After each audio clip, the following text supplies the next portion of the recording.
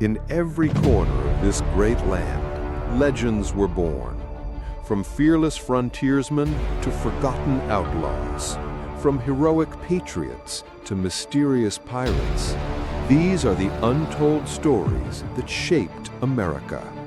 Welcome to American Legends, where history comes alive. Subscribe and step into the past. Imagine being trapped in a world with no sight and no sound. A world where words don't exist and communication feels impossible. Most would give up, but not Helen Keller. She rose from silence and darkness to become one of the most inspiring women in history, a writer, activist, and symbol of human courage.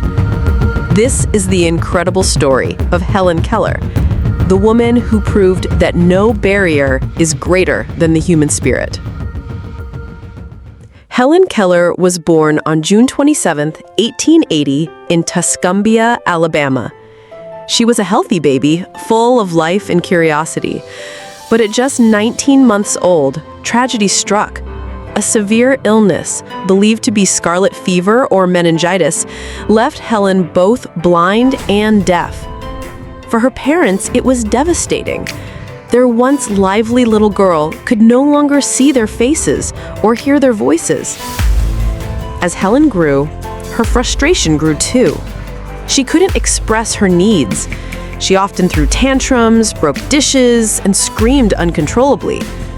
To outsiders, she seemed unreachable, a child locked away in her own mind.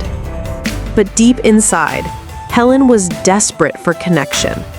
She longed for language, for a way to touch the world that seemed forever close to her. When Helen was 6 years old, her parents refused to give up. They sought help, and that's when Anne Sullivan entered her life. Anne herself had suffered from partial blindness, so she understood struggle. She was only 20 years old when she became Helen's teacher, but she would change history. On her very first day at the Keller household, Anne began teaching Helen that objects had names. She spelled words into Helen's hand using the manual alphabet. At first, Helen didn't understand. To her, the hand motions were meaningless. She grew frustrated, even angry. But Anne refused to give up.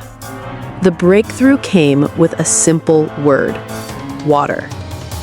Anne took Helen outside to the water pump. As cool liquid rushed over hand, Anne spelled W-A-T-E-R into her palm. Suddenly, everything clicked. Helen realized that the signs in her hand represented the flowing, cool substance she felt. She touched the ground, demanding to know its name. She touched a tree, a stone, a flower. By nightfall, she had learned 30 new words. The door to language had opened, and Helen Keller would never look back. With Anne Sullivan by her side, Helen's progress was astonishing. She learned to read and write in Braille, to use fingerspelling for communication, and even to speak through touch and vocal practice. By her teenage years, Helen was devouring literature in English, French, and German. She wrote essays, letters, and kept journals. In 1900, she entered Radcliffe College of Harvard University, making her the first deaf-blind person to earn a Bachelor of Arts degree in the United States. Her graduation in 1904 was nothing short of revolutionary. Newspapers across the country hailed her as proof that this ability did not mean inability. But Helen wasn't content with personal achievement. She wanted to dedicate her life to helping others. Helen Keller became an author, lecturer, and activist. She published her first autobiography, The Story of My Life, which inspired millions worldwide. She traveled the world giving speeches about education, disability rights, women's equality, and social justice. Audiences were stunned.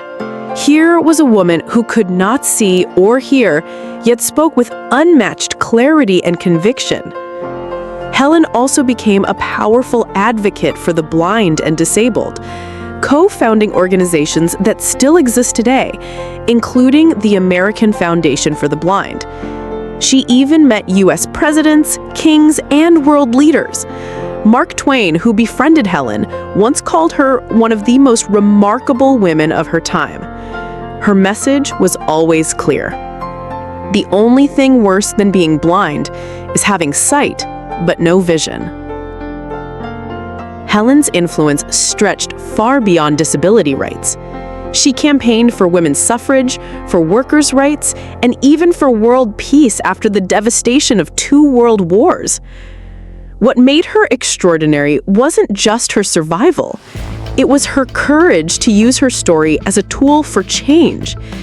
She showed the world that limitations are often illusions, and that the human mind, when determined, can conquer almost anything.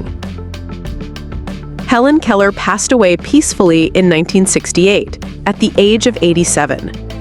By then, she had written 14 books, delivered speeches in more than 25 countries, and inspired countless people across the globe.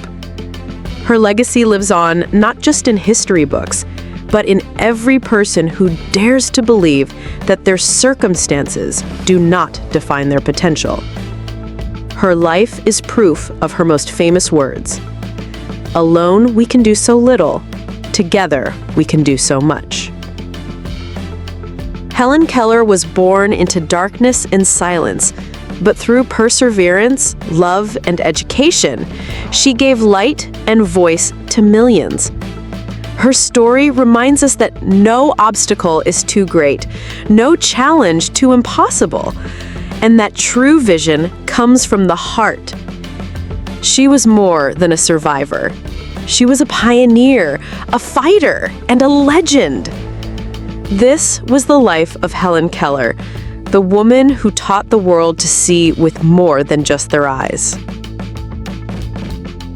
If you really like Helen Keller's story and want us to bring more American hidden legends knowledge in your life, please subscribe the channel, like, and hit the bell icon to get the notification of our next story. Until then, stay tuned.